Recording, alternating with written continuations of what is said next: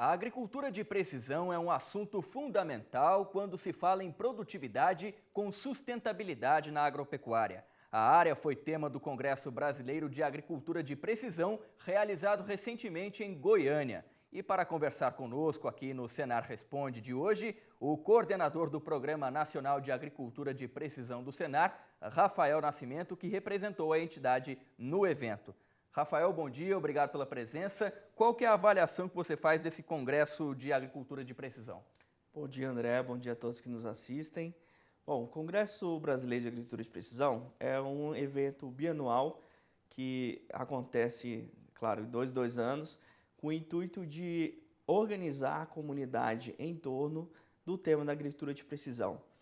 É um evento bastante significativo para o setor, porque ele traz as inovações tecnológicas, traz discussões relacionadas aos desafios e principalmente o rumo da agricultura de precisão nos próximos anos, né?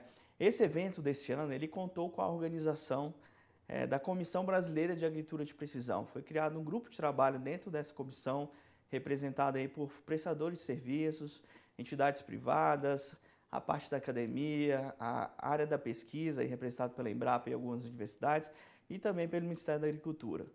Então a gente avalia esse evento como um evento bastante aproveitoso, trouxeram discussões bastante relevantes, principalmente com pessoas de renome, aí, palestrantes de renome no cenário nacional e também internacional. Teve algum tema específico tratado no evento, Rafael? Os temas eles são discutidos através de oficinas e palestras, né, são bastante relevantes, e cabe ressaltar que nesse ano a gente chamou a atenção para 3 tópicos desses temas, que foram o tema da adoção da tecnologia, o tema da comunicação na agricultura de precisão e também dos avanços tecnológicos, né? A adoção da tecnologia, ela é voltada também porque a gente já tem no cenário bastante tecnologias desenvolvidas e desenvolvidas. Então, o intuito da adoção é realmente da gente trazer a aplicação no campo, seja para o usuário, o prestador de serviço, seja para o produtor que utiliza essa tecnologia também. E quem participou do evento? A participação é bastante multidisciplinar, né? São várias pessoas participando, seja da academia, da área de pesquisa, pessoas ligadas ao governo, entidades privadas.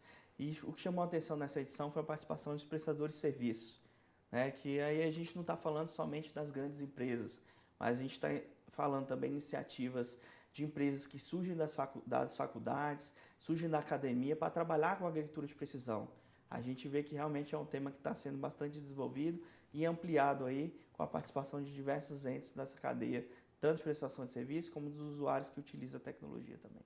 E diante de uma programação tão ampla, o que você destaca, Rafael?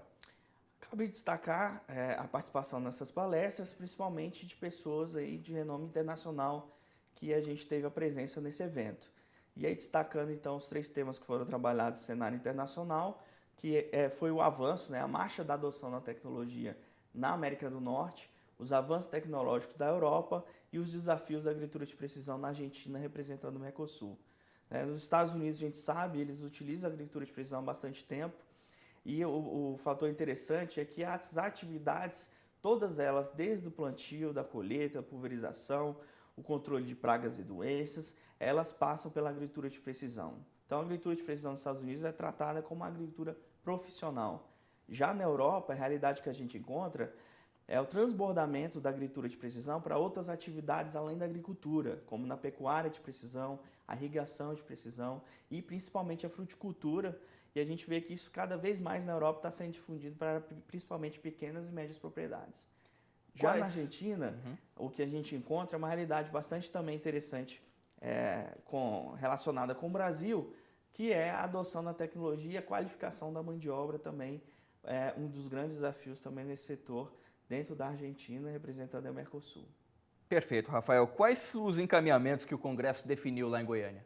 Os encaminhamentos eles foram baseados no futuro da agricultura de precisão, principalmente relacionado aos avanços tecnológicos, avanços esses passando também por os grandes desafios que a gente tem cada vez mais, que é a comunicação entre os equipamentos, comunicação entre as tecnologias, o produtor que utiliza o seu trator, utiliza a sua colheitadeira, utiliza a sua semeadora para o plantio, é interessante para ele que, independente do fabricante, amarelo, vermelho, azul, que essas máquinas elas se comuniquem entre si, que os dados coletados eles possam ser levados até mais à frente em outras atividades, para que essa gestão dessas informações seja trabalhada da melhor forma.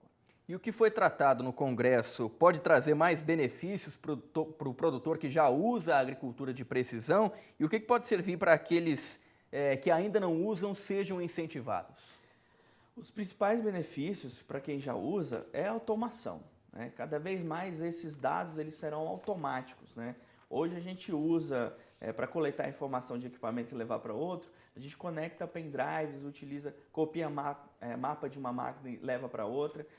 Cada vez mais isso vai ser transformado em uma comunicação de rede sem fio. Ao invés do produtor ter que ir até a máquina para coletar essa informação, baixar essa informação no pendrive e levar até o computador de escritório, os avanços mostram que essa comunicação vai ser feita através de rede Wi-Fi, rede sem fio. E no momento da coleta, essa informação já é trabalhada, já é transformada, esse dado em um conhecimento para gerar uma solução, e essa solução já vai aparecer no computador do escritório, no computador da fazenda, até mesmo no próprio celular do usuário, no caso o agricultor. Toda essa tecnologia presente já está disponível, já é realidade no Brasil? Como é que você define, Rafael? Já é uma realidade, né? A agricultura de precisão já está consolidada, nós não discutimos mais se adotar, por que adotar, se é bom, se é ruim. A gente hoje discute qual a melhor tecnologia para ser adotada, qual a melhor estratégia para a gente poder utilizar. Então, realmente, a gente percebe que já existe essa consolidação, já existe essa firmeza e as pessoas já estão mais seguras em utilizar a agricultura de precisão. Mas para que cresça ainda mais, quais são os desafios que a agricultura de precisão tem que superar no Brasil? Os principais desafios estão relacionados à qualificação do trabalhador, qualificação da mão de obra e também pensar na tecnologia como uma solução, né? Na agricultura de precisão, como a gente trabalha com levantamento de dados, esses dados são transformados em informação através do conhecimento, ela gera soluções. A gente pode citar um exemplo, por exemplo, de um dado como 38 graus.